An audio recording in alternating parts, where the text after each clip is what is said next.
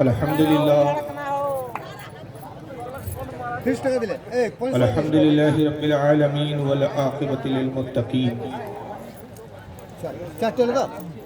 والصلاة والسلام علی من کان نبی آدم بین الماء والطین قال اللہ تبارک و تعالی فی القرآن المجید والفرقان الحمید یا ایہا الذین آمنوا اتقوا اللہ وکونوا مع الصادقین صدق اللہ العظیم صدق صادق المصدوق علیہ الصلاۃ والتسلیم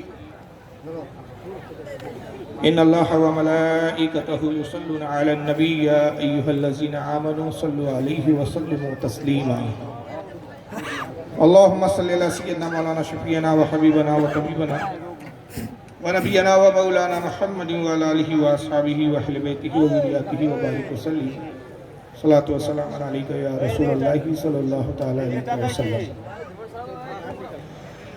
تیرے غلاموں کا نقش قدم ہے راہ خدا تیرے غلاموں کا نقش قدم ہے راہ خدا وہ کیا بہک سکے جو یہ سراغ لے کے چلے آج کی یہ بہت ہی عظیم الشان کانفرنس جو عرس محبوب الاولیاء حضرت داتا محبوب شاہ ولی علیہ رحمت و رضوان ان کے عرس پاک کے موقع پر منعقد کی گئی ہے جس میں آپ اور ہم سب شریک ہیں اور مجھ سے قبل بہترین آپ نے نعتیہ کلام سماعت فرمایا جناب اسد اقبال صاحب سے اس کے بعد ایک بہترین خطاب بھی ہوا اور ان سب پہ سونے پہ سہاگا حضرت نقیب اہل سنت حضرت مولانا محمد آصف رضا صاحب مدد اللہ علی ان کی نظامت اور نیابت اور بلا شبہ بلا مبالغہ میں یہ عرض کرتا ہوں کہ اس وقت ہندوستان میں نظامت کے حوالے سے جو نام حضرت مولانا آصف صاحب قبلہ کا ہے بلکہ نام ہی نہیں بلکہ ابھی معاملہ یہ ہے کہ لوگ ان سے نظامت کے آداب نظامت کا طریقہ نظامت کا ڈھنگ سیکھتے ہیں اس میں کوئی مبالغہ نہیں ہے میں نے بہت جلسوں میں دیکھا ہے کہ کئی لوگ ان کی کاپی کرتے ہیں اور اگر روم میں آپ بیٹھے آواز سنیں تو کئی بار میرے ساتھ ایسا ہوا ہے کہ اتنا ہو بہو انداز لوگ اپنا لیتے ہیں اچھوں کی نقل بھی اچھی ہوتی ہے اس کو بطور مذمت نہیں تعریفی انداز میں بیان کریں یہ خوبی ہے کہ کسی کو انداز کو آدمی تبھی اپناتا ہے جب اس سے متاثر ہوتا ہے تو روم میں بیٹھا ہوں آواز آتی ہے تو میں کئی بار پوچھتا ہوں بانیان جلسہ سے کہ آصف پرتاپ گڑھی آئے ہوئے ہیں کہتے نہیں وہ نہیں ہے صاحب فلاں ہے ارے میں کہا آواز تو بالکل ویسی لگ رہی ہے انداز بھی وہی ہے تو لوگ کاپی کرتے ہیں باقاعدہ تو یقیناً یہ اعلیٰ حضرت کا فیض ہے حضور تاج الشریعہ کا ان کے فیض ہے جہاں تک میرا گمان ہے تاج الشریعہ سے ہی مرید ہے یہ پیر و مرشد کا ان کے فیض و کرم ہے بہرحال میں ممنون و مشکور ہوں یہاں کے علماء اہل سنت کا بالخصوص مولانا شوکت صاحب قبلہ کا شوکت علی صاحب کا کہ جنہوں نے مدعو کیا مولانا محبوب صاحب کا اور دیگر علماء جتنے ہیں سب کا نام لوں گا اسی میں وقت جائے گا کیونکہ کسی بھی صورت میں 2:30 بجے یا 2:45 بجے مجھے یہاں سے نکلنا ہے کیونکہ کلکتہ سے مجھے فلائٹ پکڑنی ہے تو زیادہ وقت نہیں ہے بہرحال بہت مختصر وقت میں زیادہ باتیں کرنے کی کیا میں ابھی اس وقت ارادہ رکھتا ہوں لہذا تمہید کو اب زیادہ لمبی نہ کرتے ہوئے بالکل اپنے موضوع پر آتا ہوں کہ ہم حضرت محبوب الاولیاء کا عرس پاک منا رہے ہیں اور یہ جو عرس کی تقریب ہم بزرگان دین کے مناتے ہیں اس کے تعلق سے ہمارے کیا اعتقادات ہیں کیا نظریات ہیں انشاءاللہ کچھ لوگوں کے جب میں اعتراض دکھاؤں گا تو ساتھ میں جواب بھی آتے جائیں گے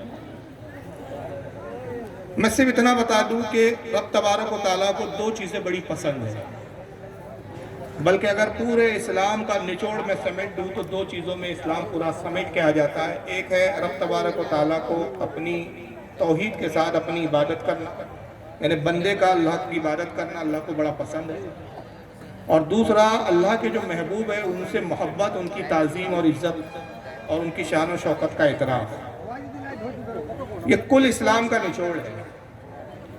اور ان دونوں میں اگر پھر تقابل کریں کہ اللہ کو اپنی عبادت زیادہ پسند ہے یا اپنے محبوبوں کا ادب اور احترام اور ان سے محبت، تو اگر میں اس پہ گفتگو کروں، دلائل دوں تو رات چھوٹی پڑ جائیں گی. لیکن مجھ پر اعتماد کریں آپ، اور میں بڑی ذمہ داری سے کہتا ہوں کہ عبادت کے مقابلے میں اپنے محبوبوں کی تعظیم و ادب اللہ کو زیادہ محبوب ہے. اور اس کے لیے صرف ایک چھوٹی سی بات کر دوں، اگر پھیلاؤں تو رات نہ کافی ہے، اور مختصر کروں تو اتنی کہ عبادت گزار ایک اور بھی ہم نے دیکھا ہے. 90 کروڑ سال عبادت کی اس نے. صرف آدم علیہ السلام جو اللہ کے محبوب تھے، تعظیم نہیں کی، پوری عبادت منہ پہ مار کر پھینک دی. تو پتہ چلا کہ رب کو اپنی عبادت محبوب اتنی نہیں ہے. یہ تو ہماری ضرورت ہے کہ ہم اس کی عبادت کریں، اس کو ضرورت نہیں ہے کہ ہم اس کی عبادت کریں. اگر وہ چیز پسند کرتا ہے تو اپنے محبوبوں سے محبت. اور چونکہ اولیاء کا مطلب ہی ہوتا ہے دوست. اتنے بد نصیب ہے جو کہتے تو ہیں کہ ہاں فلاں ولی، یا پھر کہتے ہیں ان کو مانو مت، ان کی عزت کی ضرورت نہیں، جہاں سے ڈائریکٹ اسلام آیا وہیں سے بات کرو، قرآن سے بات کرو، حدیث سے بات کرو، اولیاء کو بیچ سے ہٹا دو. ہم نے کہا جب تو نے خدا کے دوستوں کو درمیان سے ہٹا دیا تو تیری دوستی اللہ سے کیسے ہوگی؟ جن کو اللہ اپنا دوست فرما رہا ہے تو ان کو دوست ماننے کے لیے تیار نہیں، تو تیرا تو ایمان کا بھی عطا پتہ نہیں ہے. اور تو سوچتا ہے کہ میں اللہ کا محبوب بن جاؤں، اللہ کا جو ہے عزیز بن جاؤں اور اللہ مجھے پسند کر رہے، تو یہ ناممکن سی بات ہے. تو اللہ کے جو اولیاء ہوتے ہیں، اللہ تعالیٰ کو اپنے ولیوں سے بڑی محبت ہوتی ہے. محبت ہوتی ہے اسی لیے ان کو ولی فرمایا ہے، یہ میرے دوست ہیں. اور جب دوست بنا لیا تو دوست کیا ہوتا ہے، دوست کی اہمیت کیا ہوتی ہے. بھائی جب کسی سے کام نکالنا ہو تو ہم دیکھتے ہیں کہ بھائی فلاں صاحب سے کام نکالنا ہے تو ان کا قریبی دوست کون ہے جس کے ذریعے ہم اپنا کام نکالیں. ہم دوست تلاش کرتے ہیں اور اس کو سفارشی بنا کر اپنے کام کی جو ہے تکمیل کرتے ہیں. تو اگر اللہ کی انعامات چاہیے، اللہ کی نعمتیں چاہیے، تو اللہ کے دوستوں سے وابستگی اختیار کرنی پڑے گی. اللہ کے دوستوں سے ہمیں قریب ہونا پڑے گا. اور اگر آپ اللہ کے دوستوں سے قریب نہیں ہوئے، اب اسی کو اگر بدعت، شرک اور کفر بتانا شروع کر دیا جائے، یعنی جو عین اسلام ہے، جو اللہ کی رضا کا سبب ہے، وہی اگر شرک ہو جائے تو پھر تو اللہ ہی مالک ہے، یہ کون سا اسلام پیش کرے. یہی وجہ ہے کہ ہم اہل سنت و جماعت اللہ کے دوستوں سے قریب ہوتے ہیں، اور ہم بہانے بناتے ہیں کہ کوئی ایسے تو بہانے ہو کہ اگر ہم اپنے دنیاوی معاملات میں مشغول ہو جائے تو کم از کم اس بہانے سے ولی کی بارگاہ میں حاضر ہونے کا موقع مل جائے. انہی بہانوں میں سے ایک عرس کی تقاریب ہوتی ہے کہ اگر یہ عرس ختم کر دیے جائیں تو پھر لوگ سالوں بعد اولیاء کی طرف توجہ نہیں دیتے ہیں. لیکن یہ ایک ایسے موقع ہوتے ہیں کہ لوگ فیوز کی طلب میں اس کے موقع پر اس بزرگان دین کی جو ہے قربت کو اختیار کرتے ہیں، ان کی بارگاہ میں حاضر ہوتے ہیں. لیکن جیسا کہ میں نے عرض کیا کہ اب اسی کو شرک کہا جا رہا ہے. اس کے حوالے سے ایک بہت بڑے اسکالر گزرے ہیں اور مجھے پتا ہے کہ یہاں پر بنگال میں ان کو ایک زمانے میں بڑا پسند کیا جاتا تھا. اب یہ الگ بات ہے کہ وہ اس وقت جو ہے ملک بدر ہو چکے ہیں یا وہ خود ہی فرار ہو چکے ہیں. میرا اشارہ آپ سمجھ گئے ہوں گے، ذاکر نائک صاحب. تو ان کی ذرا آپ بے ادبی کا انداز دیکھیے. اصل میں ہوتا کیا ہے کہ لوگ مجمع سے مروب ہوتے ہیں، کبھی لباس سے مروب ہوتے ہیں، کبھی بول چال سے مروب ہوتے ہیں. اچھی انگلش بولتے ہیں تو لوگ سمجھتے بہت قابل ہیں، کوٹ اور ٹائی پہنتے ہیں تو لوگ سمجھتے ہیں کہ بہت پڑھے لکھے ہیں. میں ہمیشہ کہتا ہوں کسی گدھے کو اگر ٹائی اور کوٹ پہنا دو تو اس سے قابل نہیں ہو جاتا. اور اگر ہمارے اہل سنت کا کوئی عالم دین علم کا کوہ ہمالہ ہو، سادہ لباس میں بیٹھا ہے تو اس سے وہ جاہل اور ان پڑھ نہیں ہو جاتا. آدمی جب تک بولتا نہیں ہے عیب و ہنر کھلتے نہیں ہیں. تو ذاکر نائک کو ہم نے دیکھا کہ جب بھی منہ کھولتا ہے تو پتہ چلتا ہے کہ ایک جاہل گدھے کو ٹائی اور کوٹ پہنا کر اسٹیج پہ کھڑا کر دیا، جس کو نہ دین کا پتہ ہے بیچارے کو، نہ شرعی اصطلاحات کے بارے میں جس کو کچھ معلومات، نہ اس بیچارے کو جو ہے بزرگان دین کے بارے میں کچھ معلومات. اور نتیجہ کیا ہوتا ہے کہ جس طرح کی وہ بکواسیں کرتا ہے، تو اس کی ایک بکواس میں آپ کو سنا رہا ہوں، ذرا سن لیں آپ. مظہر پوجنا غلط ہے، حرام ہے. میں جانتا ہوں کہ کئی مسلمان انجانے میں ان کی کمزوری کی وجہ سے وہ مزار پہ جاتے ہیں. اور میرا یہ کہنا ہے کہ بہت سا کلچر جو ہے، یہ کلچر ہمارے زندگی میں آ جاتا ہے. اور ہمارے باپ دادا پہلے کہیں نہ کہیں ہندو تو ہوں گے، تو ہمارے باپ دادا جاتے تھے مندر، تو ابھی جا رہے ہیں مزار میں. आस्ते आस्ते तब्दीली आ रही। अब देखिए मज़ार 3-4 उनकी जहालतें हैं। पहला कहते हैं मज़ार को पूजना गलत है। याद रखिए, इस फिरके की आदत होती है कि पहले एक झूठा इल्जाम गढ़ते हैं ये, और उसके बाद फिर ये सफाई देने बैठ जाती है। ये मैं खास पॉइंट की बात बता रहा हूं। जो चीज आप करते ही नहीं पहले वो गढ़ेंगे। मतलब आपने कभी चोरी की नहीं मगर कहेंगे चोरी करना बुरा है। भाई हमें चोरी करने की बुराई पर कोई एतराज नहीं है, पहले ये तो बताओ चोर है कौन। आप चोर का पता नहीं बताते हो, चोरी की मजम्मतें सुना रहे हैं 2-2 घंटे। आप कहते हैं मजार को पूजना गलत है, तो ये भी तो बताइए कि मजार को पूजता कौन है। ये पूरा मजमा जो हजरत उर्स महबूबुल औलिया के इस उर्स पाक में हाजिर हुआ है, मैं बड़ी जिम्मेदारी से कहता हूँ, एक भी शख्स ऐसा नहीं मिलेगा जो खड़े होकर कहे कि हाँ मैं मजार को पूज कर आ रहा। अभी सरकार गरीब नवाज का उर्स पाक चल रहा है, ये पूरा महीना ही हुजूर गरीब नवाज का है। लोग हाजिर हुए, मैंने किसी को नहीं देखा कि बारगाह गरीब नवाज में कोई गया और गरीब नवाज की मजार की पूजा शुरू कर दी और कहना शुरू कर दिया ओम नमो नमो मोइनुद्दीन चिश्ती, आरती उतार रहा हो, घंटा बजा रहा। हमने तो नहीं देखा भाई। हाँ, एक चीज देखा है जिससे इन बेचारों को गलतफहमी हो जाती है।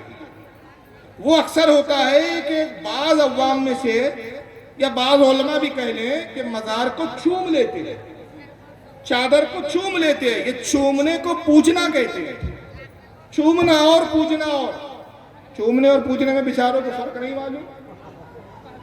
ये तो बहुत छोटी बात है मैं अगर ये कहूं कि मजार को चूमना। हालांकि देखिए इस बारे में वाज़ेह मैं हुक्म बयान कर दूं, उलमा के दरमियान इस पर इख्तलाफ है कि चूमना जायज है या खिलाफ अदब है। नाजायज और हराम पर मामला नहीं है। किसी हमारे अहले सुन्नत के आलिम ने चूमने को हराम नहीं कहा, किसी हमारे अहले सुन्नत के आलिम ने इसको नाजायज नहीं कहा। हाँ, अदब के खिलाफ है, खिलाफ औला है या खिलाफ औला नहीं है, इस पर गुफ्तगू है।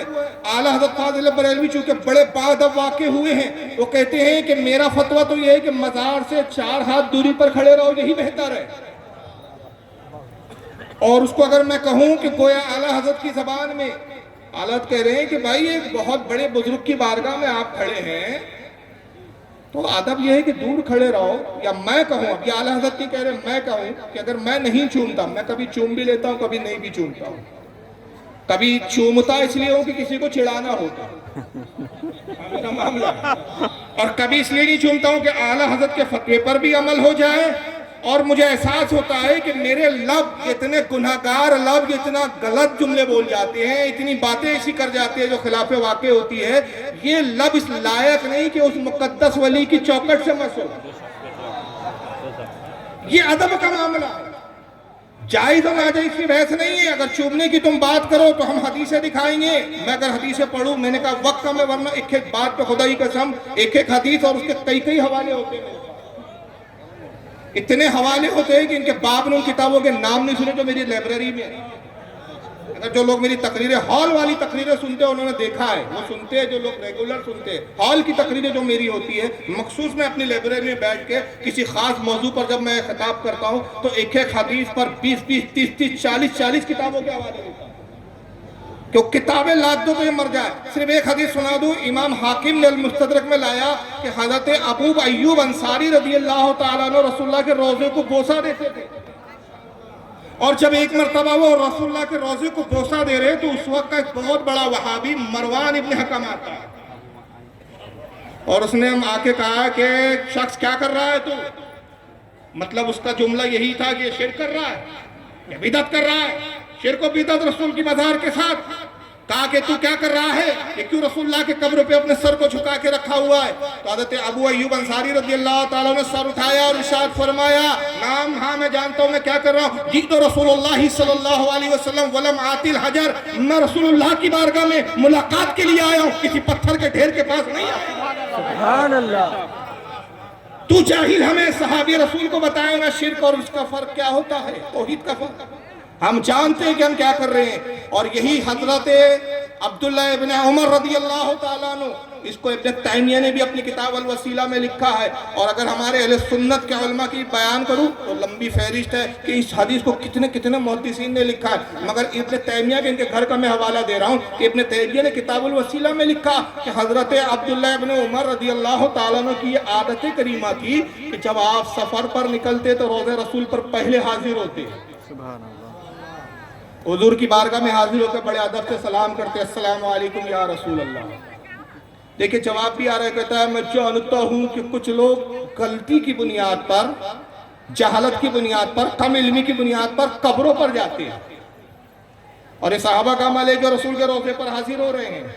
حضرت ابو ایوب انصاری حاضر ہوتے ہیں، عبداللہ ابن عمر حاضر ہوتے ہیں، حضور کے روضے کے قریب آتے ہیں، کہتے ہیں السلام علیکم یا رسول اللہ۔ حضرت ابو بکر صدیق کی قبر مبارک کے قریب آتے کہتے السلام علیکم یا امیر المومنین ابا بکرین۔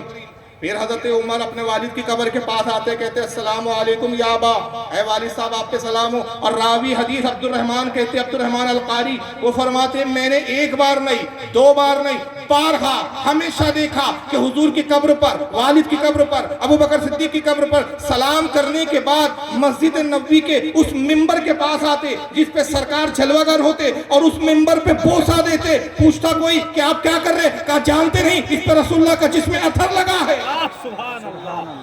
اس لیے میں اسے چوم رہا ہوں۔ یہ چومنے کو پوچھنا کہتی ہے بیچارے، یعنی جو رسول سے قریب رہے وہ توحید کو اور شرک کے امتیاز و فرق کو نہ سمجھ سکے۔ یہ ذاکر نائک صاحب ٹائی پہن کے گدھے صاحب آپ سمجھ رہے ہیں۔ تو چومنا اور ہوتا ہے اور پوجنا، اور خدا کی قسم کوئی سنی کسی مزار کو پوجتا نہیں۔ ہم مزاروں کا ادب کرتے ہیں، احترام کرتے ہیں، اور یہ احترام اس لیے کرتے ہیں کہ رسول اللہ نے ہمیں احترام کرنے کا حکم دیا ہے۔ سنن ابو داؤد کی حدیث ہے، حضرت ابن حزم، عبداللہ ابن حزم کہتے ہیں میں ایک قبر سے ٹیک لگا کے بیٹھا تھا، حضور نے دیکھا چلال میں فرمایا ابن حزم ہٹ، نہ تو صاحب قبر کو تکلیف دے، نہ صاحب قبر تجھے تکلیف دے۔ عرض کیا یا رسول اللہ کیا اس طرح بھی صاحب قبر کو تکلیف ہوتی ہے؟ فرمایا ایسے ہی تکلیف ہوتی ہے جیسے کسی زندہ کو تکلیف ہے۔ سبحان اللہ، قبروں کے ادب کا حکم دیا گیا ہے۔ حضرت ابو ہریرہ کہتے ہیں کہ میرے نزدیک یہ آسان ہے کہ میں تلوار پر چل کر گزر جاؤں، یہ آسان ہے کہ میں آگ کے شعلوں پر ننگے پیر گزر جاؤں، مگر اس سے کئی گنا یہ میرے نزدیک سادہ شدید ہے کہ میں کسی مومن کی قبر پر پیر رکھوں۔ کیوں بھائی قبری پہ پیر رکھنے سے کیا آپ کو تکلیف ہے؟ مٹی کا تو ڈھیر ہے آخر نہیں۔ انہوں نے بتا دیا 1400 سال پہلے عقیدہ۔ اب حضرت ابو ایوب انصاری نے واضح لفظوں میں کہا کہ ولم آتی الحجر، میں پتھر کے ڈھیر کے پاس نہیں آیا ہوں۔ ان کی نگاہ دیکھ رہی تھی آنے والے زمانے میں ایک ایسا بدبخت آئے گا جو تقویۃ الایمان نام کی کتاب لکھ کر حضور کی قبر کو مٹی کا ڈھیر کہیں گا مر کر مٹی میں مل گئے۔ تو اندازہ لگائیے ذاکر نائک کو آپ اسکالر سمجھتے ہیں، اور حالت یہ ہے کہ اس کے بعد پھر دوسری چاہلت کی انہوں نے کہا میں جانتا ہوں کہ کلچر جب آپس میں مکس اپ ہو جاتا ہے، لیکن جملے یہی تھے نا کہ بار بار دکھاؤں گے، یاد رکھیے جملوں کو جب میں ویڈیو دکھاؤں۔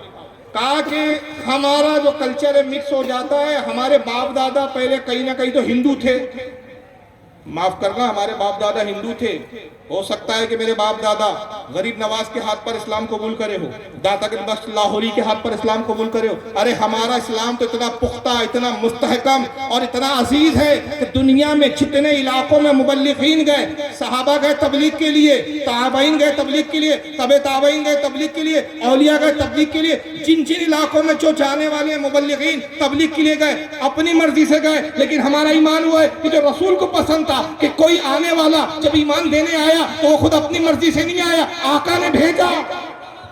جاؤ معین الدین، ہندوستان کے لوگوں کا ایمان مجھے بہت پسند ہے، جاؤ اسلام پھیلاؤ، جاؤ اسلام کی تبلیغ کرو۔ تو ہمارا اسلام وہ ہے کہ جس کو اسلام کے ساتھ بھیجا گیا، جس نے اسلام میں ہمیں داخل کیا، ہمارے اسلام پر، ہماری سنیت پر، ہمارے اعتقاد پر کوئی رسول اللہ کی مہر لگی۔ تو ہمارے باپ دادا ہندو تھے مگر ایسے مسلمان ہوئے کہ آج ہم میں کوئی فاروق نائک نظر نہیں آتا، فاروق رضوی نظر آئے گا، فاروق قادری نظر آئے گا، فاروق چشتی نظر آئے گا۔ یہ تیری بد نصیبی ہے، تیرا باپ بھی کافر تھا، آج بھی تو اپنے اس کفر کی نسبت نائک کو لے کر گھوم رہا۔ نائک یاد رکھیے مسلمانوں کے نام نائک نہیں ہوتے۔ کہا ہوں گا تو کسی نائک قبیلے سے، मगर अब तो तुक्का अगर बाज़ाहिर कलमा पढ़ रहा है ना, नाइक तो हटा, कादरी लगाने में शर्म आती है, चिश्ती लगाने में शर्म आती है, सहरवर्दी लगाने में शर्म आती है, तो जिनको अपनी निस्बत बुजुर्गों से छोड़ना बिदअत नजर आती है, अपने बाप जो कुफ्र पे मरे उनकी निस्बत नाइक लगाना पसंद आता है। और मुसलमानों की आंखें नहीं खुल रही है, किसके पीछे जा रहे हैं, किन निस्बत वालों के पीछे जा रहे हैं। कादरी निस्बत को छोड़ के जा रहे हैं, चिश्ती निस्बत को छोड़ के जा रहे हैं, सोहरवर्दी निस्बत को छोड़ के जा रहे हैं, अशरफी निस्बत को छोड़ के जा रहे हैं, रज़वी निस्बत को छोड़ के जा रहे हैं। खुदा की कसम वो ये निस्बतें हैं। कोई मुझे कहे फारूक तू बरेली है, मैं खुश हो जाता हूँ। कोई कहता है तू चिश्ती है, मैं खुश हो जाता हूँ। कोई कहता है तू कादरी है, मैं खुश हो जाता हूँ। कोई कहता है तू अजमेरी है, मैं खुश हो जाता हूँ। इसलिए कि मैं जानता हूँ तुम जिन जिन से मेरी निस्बत जोड़ रहे हो सब जन्नती है, तुम्हारी बदनसीबी है कि मैं वहाबी कहता हूँ, तुम्हें शर्म आती है और तुम चीख पड़ते हो कि हमें वहाबी क्यों कहते हो। तुम्हें खुद एहसास है इस बात का कि तुम्हारा बाप मोहम्मद इब्न अब्दुल वहाब नजदी कहाँ है और तुम्हें कहाँ जाने वाले हो, क्योंकि कुरान ने फैसला सुना दिया। ये मेरा फैसला नहीं है, याद रखिए, कुरान का फैसला है। अल्लाह फरमाता है यौमा नादू कुल्लु उनासिम बिइमामिहिम, हश्र के दिन को याद करो जब हम तुम्हें तुम्हारे पेशवा के साथ बुलाएंगे। तुमने अब्दुल वहाब नजदी को पेशवा बुलाया, उसके साथ तुम्हें बुलाया जाएगा। तुमने इस्माइल दहलवी को पेशवा बनाया, उसके साथ बुलाया जाएगा। खुदा की कसम हमने पेशवा गौसे आजम को बनाया, गरीब नवाज को बनाया, मखदूम सिन्ना को बनाया, आला हज़रत को बनाया। जिसके साथ भी हमें बुलाया जाएगा हमारी जिंदगी कामयाब है। तुम अपनी निस्बत रखना बदल सके। आज भी नाइक का तुक्का लेके घूम रहे हो, बातें कहते हो, कल्चर मिक्स होता है। हमारे बाप दादा काफिर थे, इस वजह से वो समझ ही नहीं सके। पहले जाते थे मंदिर, अब जा रहे मज़ार। कल्चर नहीं छोड़ पाए। यानी जाहिल के नजदीक मज़ार और मंदिर एक तरह है, और उससे बड़ा एक जाहिल और है आपका, अभी जो भागा नहीं है, मुझसे जरूर भाग रहा है, बलात्कारी बाबा। इसका जो फेल है, हम किसी के ऐब बताने के कायल नहीं, मगर अल्लाह के रसूल की हदीस है कि फाजिर के ऐब बयान करो ताकि लोग उससे बचे। ये हदीस है। मैं चर्चिस की बात कर रहा हूँ, वीडियो दिखाने से माजरत, क्योंकि बात मुझे दूसरी और नहीं कुछ दिखाना है। ये बातें मैं कई तकरीरों में बयान कर चुका हूँ, लोगों ने देखा है। ज़बानी सुना देता हूँ, उससे बड़ा जाहिल मौलवी चर्चिस।